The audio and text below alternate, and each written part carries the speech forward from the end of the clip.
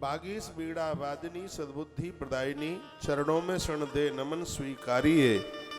ज्ञान धन दीप्त कर उर्मे आनंद भर नाश कर कुबुद्धि का आज हमें तारिये। पाहन पाषाण हम ज्ञानहीन खार हम मानस में ज्ञान भर चित्त को निखारिये।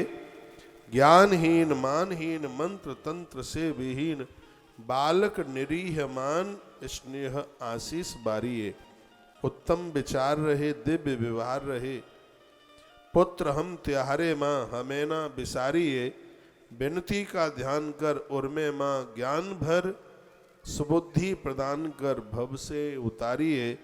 चरणों के दास हम रहे न उदास हम भक्ति प्रदान कर माँ जीवन संभारिये। बहु दुख दूर कर अहंकार चूर कर जात रूप विमला माँ हृदय विराजिए। माँ के चरणों में हम और आप सब कोट सवार वंदन करोड़ों करोड़ों बार माँ को प्रणाम करते हैं। और आइए आज की कथा की तरफ हम चलते हैं और दो पंक्तियाँ यह बोलता हुआ मैं इस गणतंत्र दिवस पर और माँ शारदा के प्राकट्य समय पर सरस्वती पूजन के समय पर आपके बच्चों के लिए मेरी चार पंक्तियाँ मेरे हृदय से निकलती हैं। कविता बनाने और बोलने का भी मुझे भारी शौक अपने विद्यार्थी काल से रहा है। चलो ठीक है, आज मेरा क्षेत्र एक दूसरा हो गया है, लेकिन गणित की महिमा, गणित की वैल्यू, साहित्य को पढ़ना सुनाना, ये सब मेरे जीवन के कुछ फेवरेट शौक से रहे हैं। उनमें एक कविता भी है।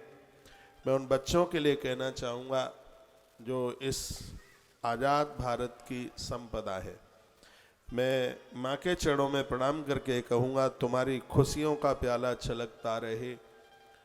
तुम्हारी ये मेरी बनाई हुई पंक्तियाँ हैं, कुछ वर्ष पूर्व मैंने ये पंक्तियाँ बनाई थी।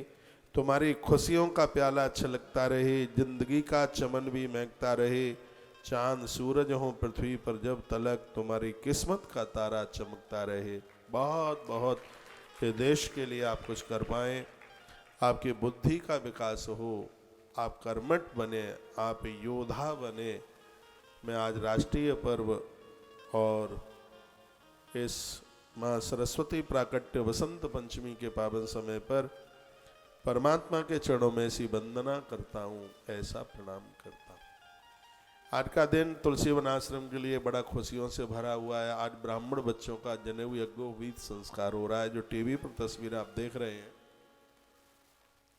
आज की अभी के इसी समय की ये तस्वीर है। विशाल भंडारा चल रहा है जनेऊ संस्कार के साथ।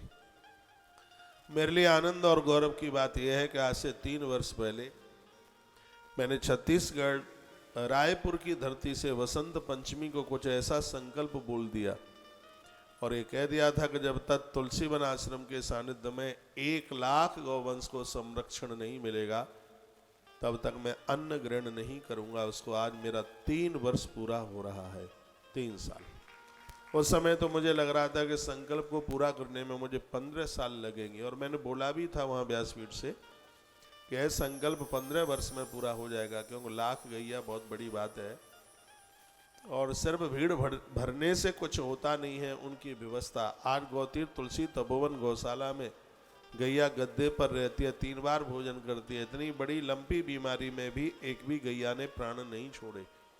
ये वहाँ की यह व्यवस्थाएं हैं।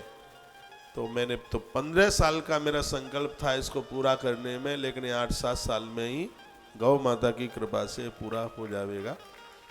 बस ऐसे ही आश्रम के साथ में जुड़े रहिएगा कि हम धर्म के लिए, मानवता के लिए करते रहें। हमसे राजनीतियाँ आती नहीं है, ऊट पटांग बातें आती नहीं है।